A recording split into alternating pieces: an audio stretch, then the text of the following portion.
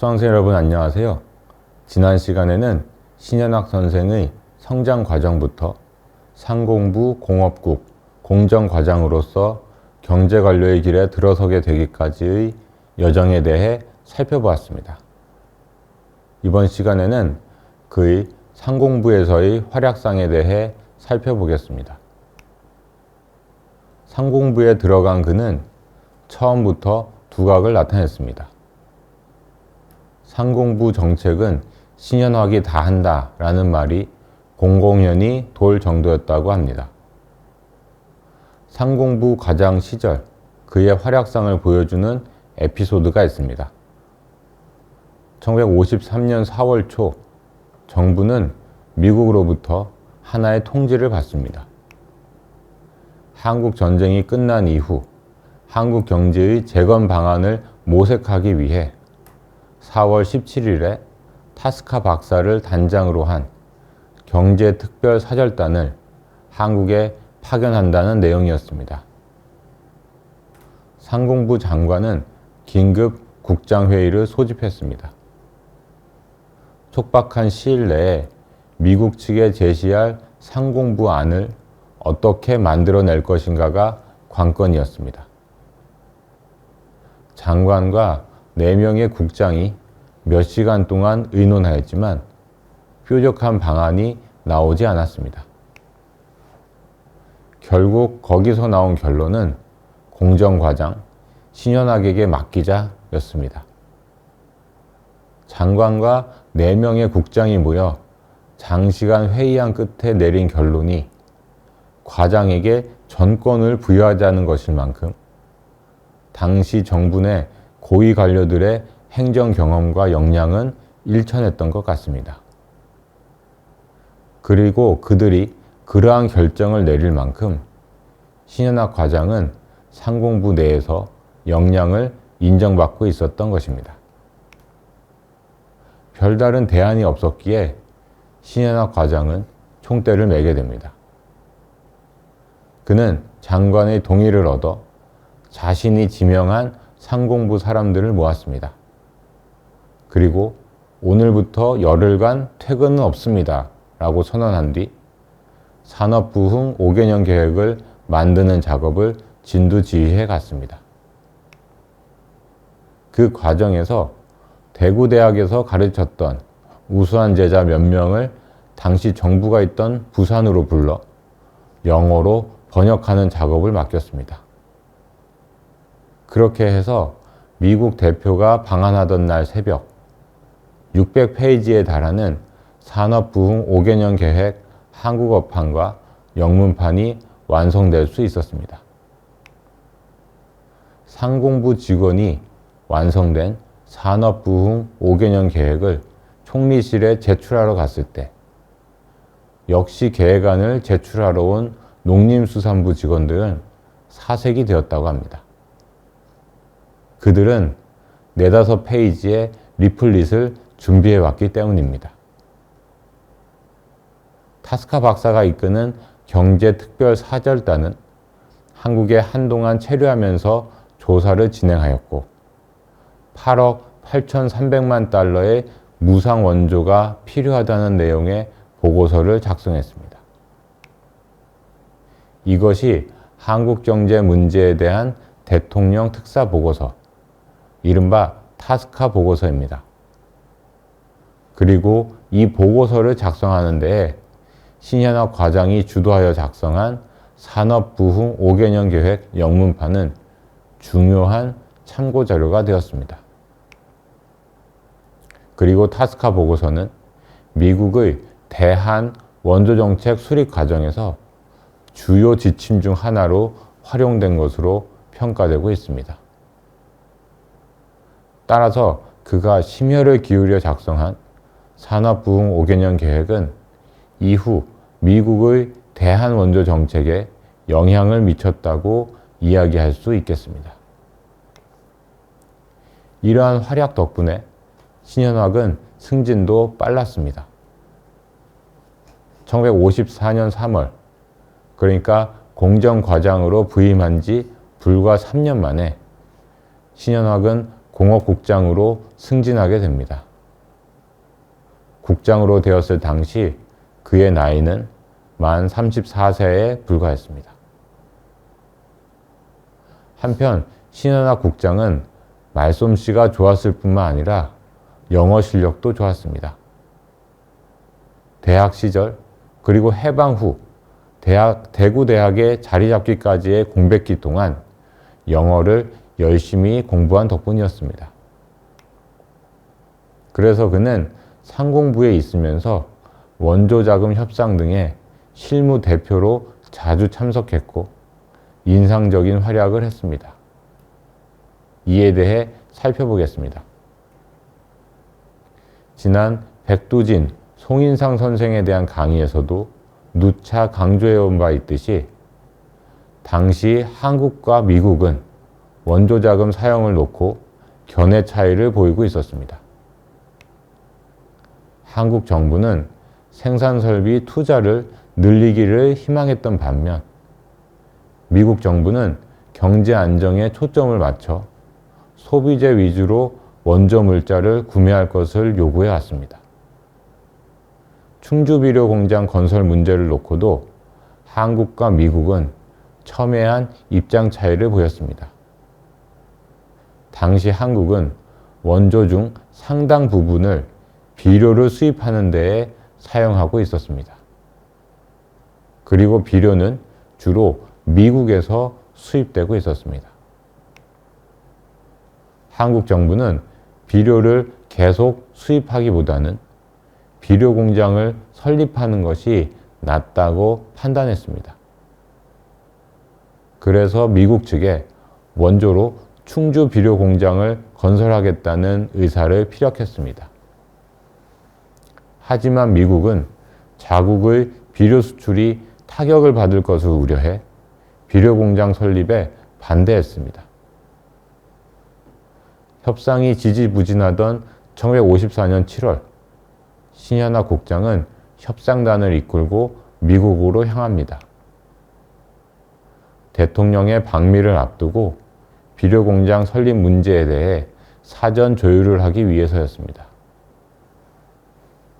협상 과정에서 아무리 설득해도 미국 측의 입장에는 변화가 없었습니다. 그러자 신현악 국장은 다음과 같은 발언을 하고서는 회담장을 박차고 나왔습니다. 한국의 시골 마을에는 닭을 키우는 집이 많은데 이 사람들이 가끔 수탉끼리 싸움을 붙일 때가 있어. 그런데 이상한 것은 갑의 집에서 싸우면 갑의 수탉이 이기고 을의 집에서 싸우면 을의 수탉이 이긴다는 것이오. 한국에서 이런 걸 뭐라고 그러는지 아시오? 텃세라고 하오. 옳소. 내가 우리 관리를 다 끌고 미국까지 왔는데 아무리 이야기해도 통하지 않으니 아무래도 당신들이 텃세를 부리는 것 같소. 그러니 다음 회담은 서울에서 합시다. 그때 나는 혼자 나오겠소. 당신들은 10명이 오든 20명이 오든 관계치 않겠소. 대신 회담은 한국말로 하는 걸로 합시다. 그의 이런 기계는 퍽이나 인상적이었던 것 같습니다.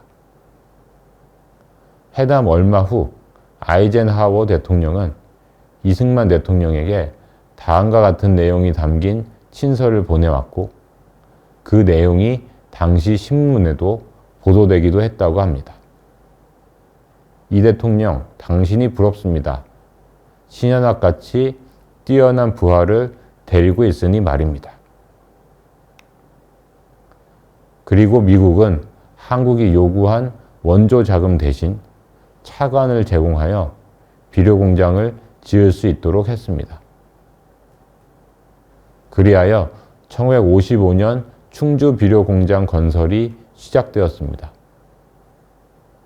이 공장은 1961년 4월 완공되었고 이후 한국의 식량 증산 기반을 마련하는 데 중요한 역할을 했습니다.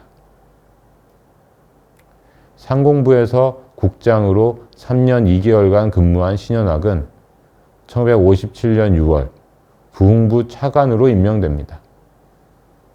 당시 그의 나이는 37에 불과했습니다. 그를 차관으로 낙점한 사람은 지난 3주차에 살펴보았던 송인상 당시 부흥부 장관이었습니다. 부흥부는 산업경제의 부흥과 관련하여 종합적인 계획을 수립하고 이를 실행하는 부처였습니다. 부흥부 차관으로 있으면서 그는 1958년 2월부터는 외자청장 서리 역할도 겸하게 됩니다.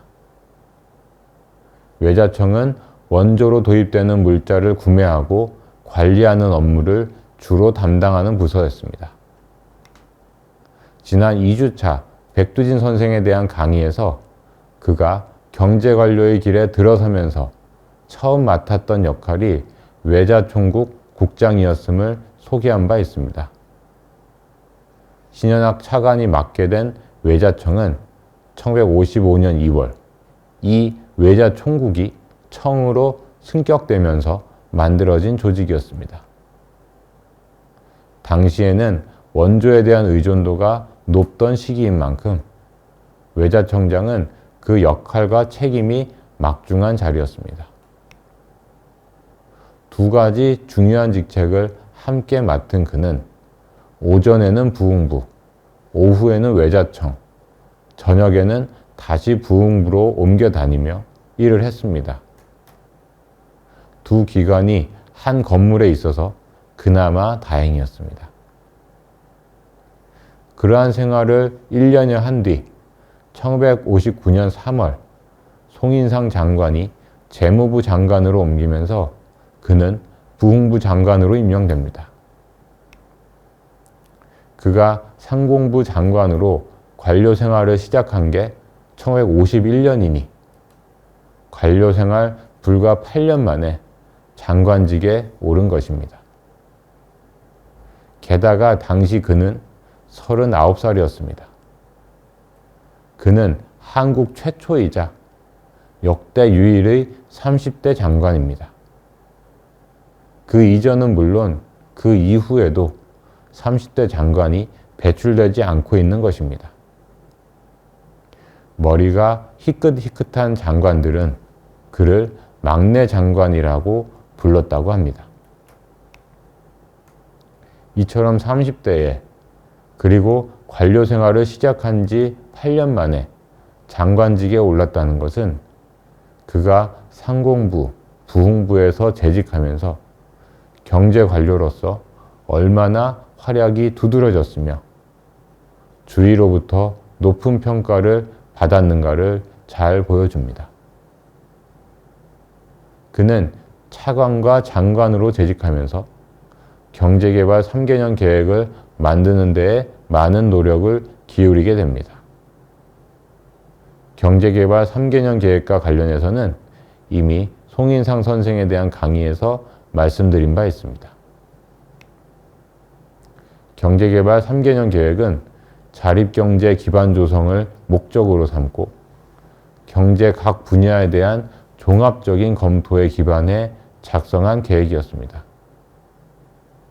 그 이전에도 몇 차례 경제계획이 작성된 바 있었지만 이 계획처럼 종합적이고 체계적인 형태로 계획이 작성된 적은 없었습니다.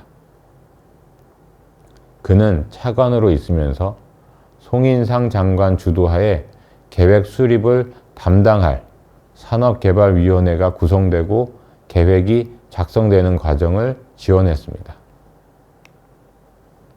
그리고 송인상 장관이 계획의 시안을 어느 정도 완성해 놓고 재무부로 자리를 옮김에 따라 장관직을 이어받은 후에는 계획 수립 과정을 마무리하는 역할을 담당했습니다. 그러나 그가 공들여 만든 경제개발 3개년 계획은 실행되지 못하고 맙니다. 1960년 4.19 혁명 발발 이후 정권이 교체되었기 때문입니다. 그렇다고 이 계획이 그저 폐기되기만 한 것은 아닙니다. 1961년 5.16 쿠데타 이후 1차 경제개발 5개년 계획이 수립되는 과정에서 경제개발 3개년 계획은 참고 자료로 활용되었습니다. 또한 계획 작성 과정에서 쌓인 장기 경제개발계획 수립 경험은 이후 경제개발 계획을 수립하는 과정에서 활용될 수 있었습니다. 이번 시간에는 신현학 선생이 경제관료의 길에 들어선 시기부터 부흥부 장관으로서 있었던 시기까지에 대해 살펴보았습니다. 다음 시간에는 그가 공백기를 거쳐 1970년대 중반 보건사회부 장관으로 있으면서 펼친 활약에 대해 살펴보겠습니다.